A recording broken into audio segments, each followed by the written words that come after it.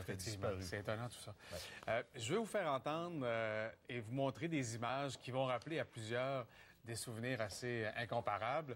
Alors, ça viendra de l'ordinateur, du web à l'instant. C'est celui qu'on a longtemps surnommé Mad Dog Vachon.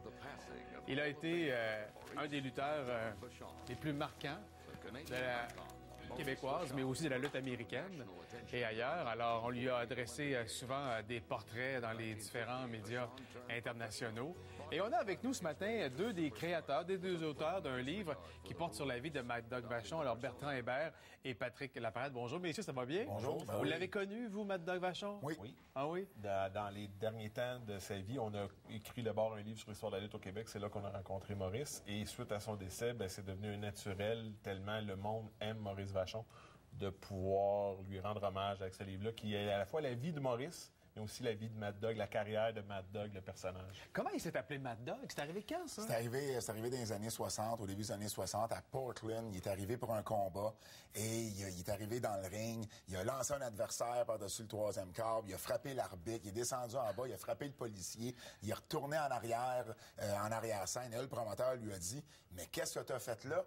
T'étais comme un chien enragé. En anglais, you look like a real mad dog. » Puis c'est resté dans la mémoire à Maurice, puis ensuite, ils ont commencé à le surnommer Mad Dog. Okay. Puis c'est là que la carrière a vraiment parti. Bon, pour les 40-45 ans et plus, je pense que Mad Dog Vachon, ça dit quelque chose. Oui. Pour les plus jeunes, peu.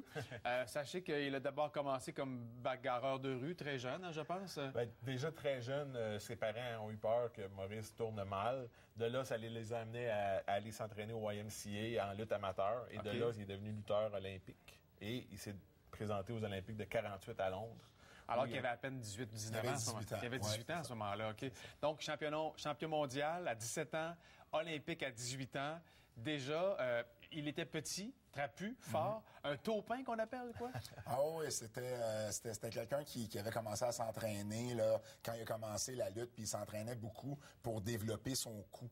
Okay. Parce que justement, pour la lutte amateur, c'était bien important. C'est pour ça qu'il y avait toujours, comme tu dis, trapu, mais aussi du coup. Et puis, il a été remporté une médaille d'or aux Jeux de l'Empire britannique, qui sont maintenant les Jeux du Commonwealth en 1950 en Nouvelle-Zélande. Puis c'est à son retour là que il a lâché la lutte amateur. La lutte étant ce que c'est, c'était un bon gars, Mad Dog Vachon, je pense. Hein? C'était un gars qui était aimé de tout le monde, mais il jouait le méchant. C'était son rôle. Mad Dog, c'était un méchant, mais il n'y a pas personne qu'on a rencontré, qu'on a discuté, qui a eu à avoir affaire à Maurice Vachon dans sa carrière de lutteur, qui a un mauvais mot à dire sur Maurice Vachon. C'est tout le contraire.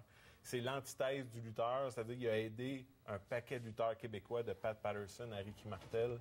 Il les a tous aidés au cours de son passage. Puis c'est ça aussi l'histoire qu'on raconte d'un gars qui avait pas peur d'aider les Québécois sur la route. Mad Dog, c'était un vilain qu'on aimait haïr. Oui, c'est ça. Mais quand il était allé aux États-Unis, faire carrière, il était pas du côté des bons aux États-Unis à un moment donné? À la toute fin. Okay. Parce que son statut de légende lui permettait d'être du côté des bons. Mais il l'a été aussi au Québec. Dans sa tournée d'adieu en 86, il était vraiment du côté des bons. Est-ce que c'est vrai qu'en 73, il y avait 29 000 personnes réunies pour voir de la lutte? Oui. Marc Jarry, la plus grosse assistance de l'histoire du Québec, dans un combat contre Killer Kowalski. Et Gino, il avait dit, Maurice, pour vendre le combat, pour attirer des gens, il avait dit, si je bats pas Kowalski, je vais me suicider. On pourrait même plus dire ça aujourd'hui. On pourrait plus du tout dire ça. On pourrait pas dire ça, mais... Ça avait fait la une de certains journaux et ça avait vendu des billets. Le lendemain, la une, c'était Maurice Vachon renonce au suicide de Kowalski. OK, en terminant, est-ce qu'il y a encore de la lutte au Québec, les gars? Oui. Ben, en fait, semaine prochaine, il y a un show strictement féminin, NCW Femme Fatale, le 4 avril à Montréal. À Québec, la NSPW est une des plus grosses promotions. Ça attire, il y en a une vingtaine au Québec. Ça attire entre 50 et 1000 personnes, ça dépend. Ça dépend des salles, ça dépend des promotions. Mais il y a encore de la lutte, c'est encore vivant. Et, encore aussi théâtral que ça l'était dans le temps de la bottine Taylor et Dick Richmond et compagnie. Et encore plus. Et encore plus! Ah oui! Mais le fait qu'il n'y ait pas de diffusion télé, j'imagine que ça attire un peu moins de fans qu'à l'époque. Exactement, c'est le nerf de la guerre pour la lutte, c'est la diffusion télé. Là. Bon, alors ça sort mercredi. Ceux et celles qui ont envie de se plonger dans la carrière de Mad Dog Vachon et apprendre des anecdotes comme celle-ci, pourront évidemment feuilleter le livre en question. On a également le lancement du livre la veille, le 31 mars, 17h, Cage au Sport de la Place Versailles. Donc, on invite les gens, plusieurs anciens lutteurs. OK. Merci, messieurs, d'être passés nous voir ce matin. Merci bien. 8h41, on va à la pause. Au retour, on vous amène dans les coulisses de l'émission La Voix hier. Sabrina y était, elle a recueilli plein de commentaires pour vous.